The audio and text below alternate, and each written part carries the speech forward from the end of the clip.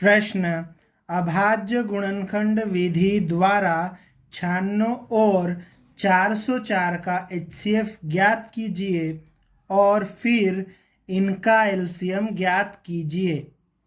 इस प्रश्न में हमें 96 और 404 का अभाज्य गुणनखंड विधि से HCF ज्ञात करना है और फिर उसके बाद में एलसीएम ज्ञात करना है।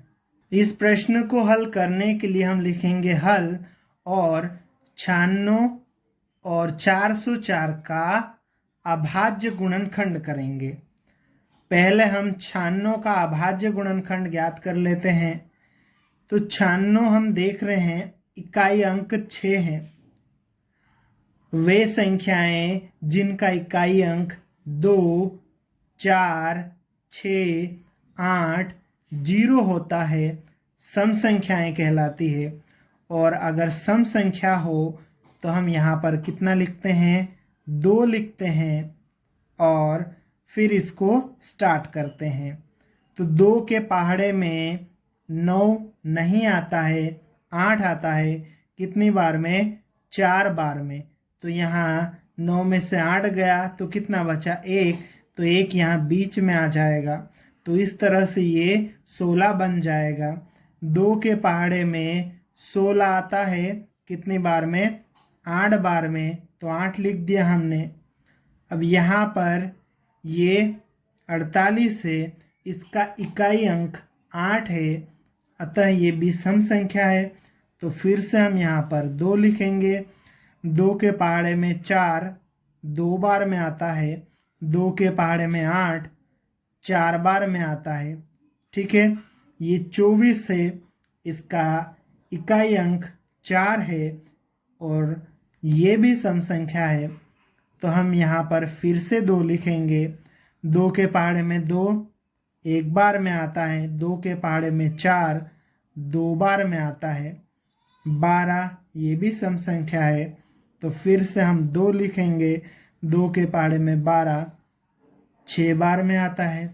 अब ये जो 6 है ये भी सम संख्या है। तो यहाँ पर फिर से हम 2 लिखेंगे और 2 के पहाड़े में 6 3 बार में आता है।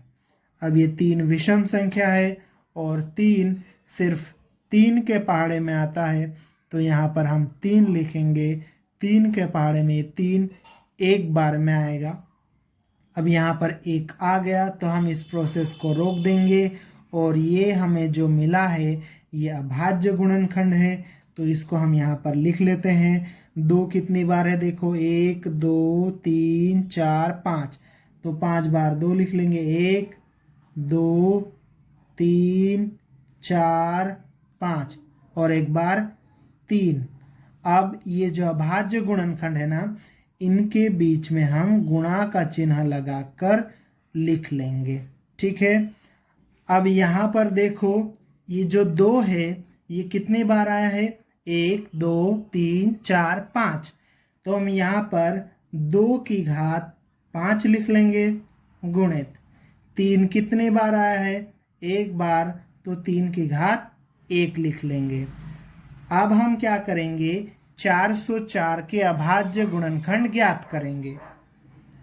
अब यहाँ पर देखो ये 404 इकाई अंक 4 है तो ये भी सम संख्या है। तो हम यहाँ पर 2 लिखेंगे। 2 के पहाड़े में 4 कितनी बार में आता है, 2 बार में। फिर ये 0 0 ऐसा ही आ जाएगा। ठीक है, क्योंकि 2 के पहाड़े में ये जो 0 है कितनी बार में आएगा, 1 बार में। तो 2 आ जाता है। तो 0 कितनी बार में आएगा, 0 बार में आएगा। तो इसलिए यहाँ पर हम 0 लिख लेंगे। 2 के पहाड़े में 4 कितनी बार में आएगा, 2 बार में आएगा। ठीक है, अब ये 202 है, इकाई अंक 2 है तो ये भी सम संख्या है। तो फिर से हम यहाँ पर 2 लिखेंगे। इस 2 के पहाड़े में 2 कितनी बार में आएगा, 1 बार में। फिर 2 के पहाड़े में 0 0 बार में। 2 के पहाड़े में 2 कितनी बार में आएगा, 1 बार में। ये 101 इकाई अंक क्या है, 1। वे संख्याएं जिनका इकाई अंक 1 3 5 7 9 होता है वो सभी विषम संख्याएं कहलाती है। इस तरह से 101 विषम संख्या है, तो ये 2 के पहाड़े में तो नहीं आएगा, तो ये किसके पहाड़े में आएगा? तो ये 101 है, ये खुद के पहाड़े में ही आएगा। तो यहाँ पर हम 101 लिखेंगे। 101 के पहाड़े में 101 कितनी बार में आएगा? एक बार में आ जाएगा।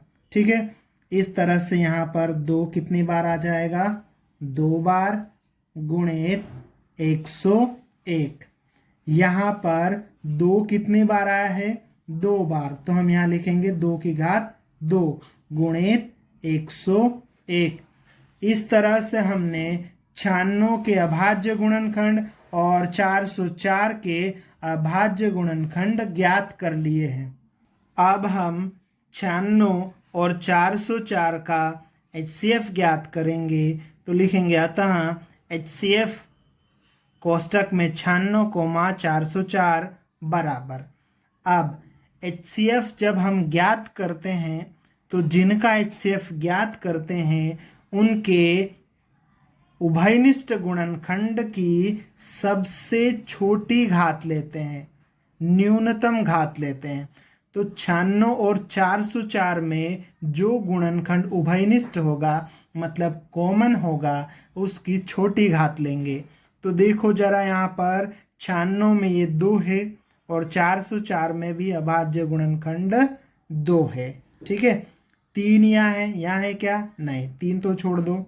101 यहाँ है क्या? नहीं, 101 भी छोड़ दो। 2 जो अभाज्य गुणनखंड है यही कॉमन है, और इस 2 की सबसे छोटी घात कितनी है? 2 है। तो 2 की सबसे छोटी घात 2 की घात 2 ये हम लेंगे।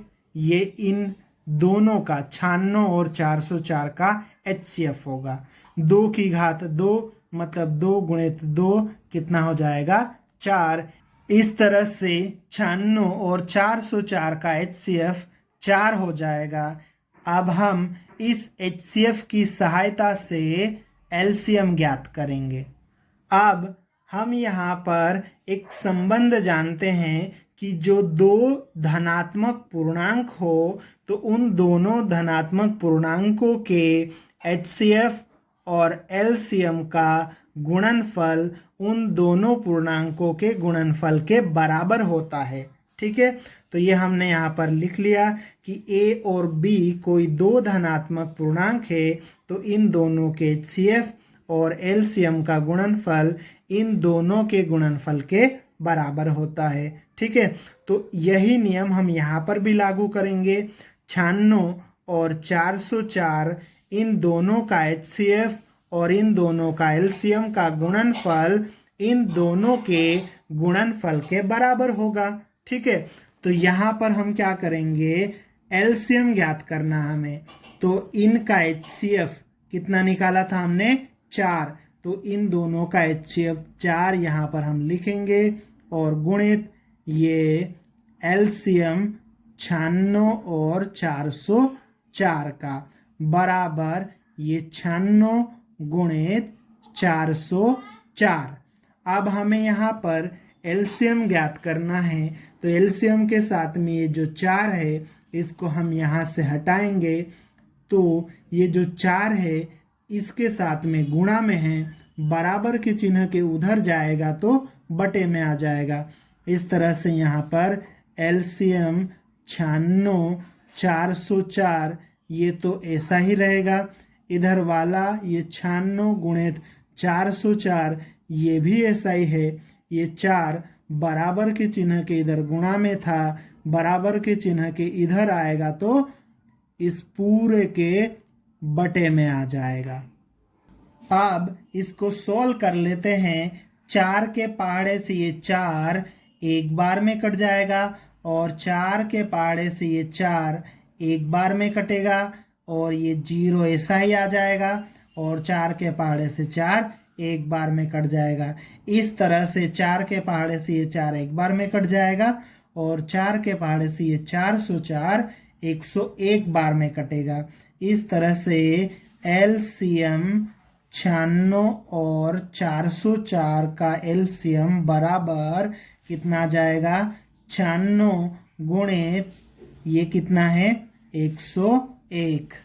इसको हम थोड़ा सा और हल कर लेते हैं तो ये LCM 96,404 बराबर 96 का 101 में गुणा करेंगे तो कितना जाएगा 96। इस तरह से 96 और 404 का LCM हो जाएगा 9696। अतः 96 और 404 का HCF 4 और 96 और 404 का LCM 9696 होगा। ये हमारा उत्तर है।